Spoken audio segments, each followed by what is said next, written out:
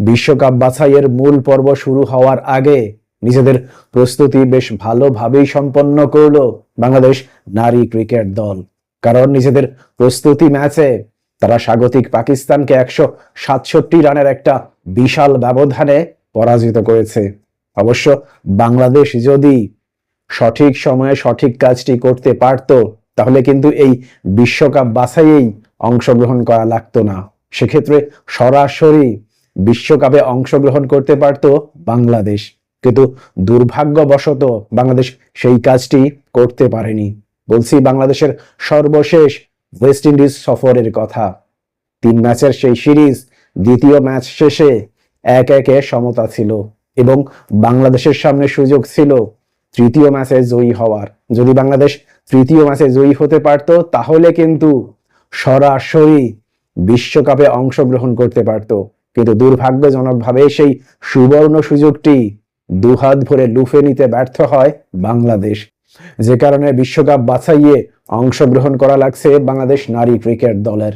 আমরা যদি আজকের এই ঘটনাবহুল ম্যাচের দিকে তাকাই, তাহলে দেখতে পাই আজকের এই ম্যাচের শুরুতেই টসে জয়ী হয়েছিল বাংলাদেশ এবং টসে জয়ী হওয়ার পর নিজেরাই প্রথমে ব্যাটিং করার সিদ্ধান্ত নেয় এবং ব্যাটিং করতে নামার পর বাংলাদেশ সর্বসাকুল্যে 276 রানের একটা ফাইটিং স্কোর দাঁড় করাতে সক্ষম হয়। দলের হয়ে উদ্বোধনী ব্যাটার ফারজানা হক 85 বল মোকাবেলা করে 50 রানের একটা ইনিংস খেলেন।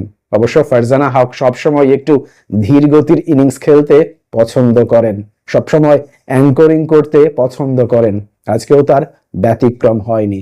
পরবর্তীতে দলীয় অধিনায়ক নিগার সুলতানা দুর্দান্ত একটি ইনিংস খেলেন। মূলত নিগারের আক্রমণাত্মক ব্যাটিং এর উপর ভর করেই বাংলাদেশ এমন ফাইটিং একটি স্কোর দাঁড় করাতে সক্ষম হয়।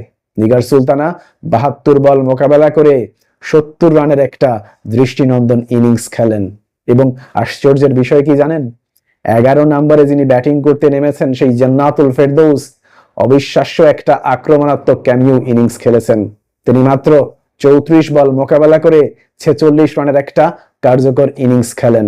ফলশ্রুতিতে বাংলাদেশের সংগ্রহ দাঁড়ায় 276 রান। পরবর্তীতে 277 রানের জয়ের লক্ষ্যে ব্যাটিং করতে নামার পর শুরু থেকেই নিয়মিত বিরতিতে উইকেট হারাতে থাকে পাকিস্তান নারী ক্রিকেট দল। পাকিস্তানের মাত্র 3 জন ব্যাটার 2 অঙ্কের রান করতে সক্ষম হন। উপরন্তু তাদের সর্বোচ্চ স্কোরার দোয়া মাজিদ 32 রান করার পর দুর্ভাগ্যজনকভাবে রান আউটের শিকার হন।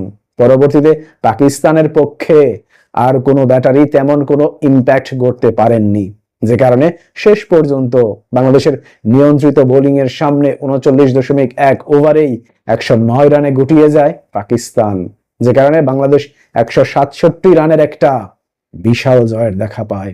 বাংলাদেশের পক্ষে দুর্দান্ত বোলিং করেছেন প্রায় প্রত্যেক বোলারই। তার মধ্যে উল্লেখযোগ্য ছিল মারুফা, রাবেয়া এবং ফাহিমার বোলিং। প্রত্যেক বোলারই 2টি করে উইকেট শিকার করেন এবং বাংলাদেশ খুব সহজ একটা জয়ের দেখা পায়। প্রশ্ন হচ্ছে, বাংলাদেশ দল কি পারবে প্রস্তুতিমূলক ম্যাচে যেমন ডমিনেটেড ক্রিকেট খেলেছে, এমন কর্তৃত্বপূর্ণ ক্রিকেট মূল পর্বেও অব্যাহত রাখতে? আপনার মতামত অবশ্যই কমেন্ট বক্সে লিখে জানান। ভালো থাকবেন সবাই। আল্লাহ হাফেজ।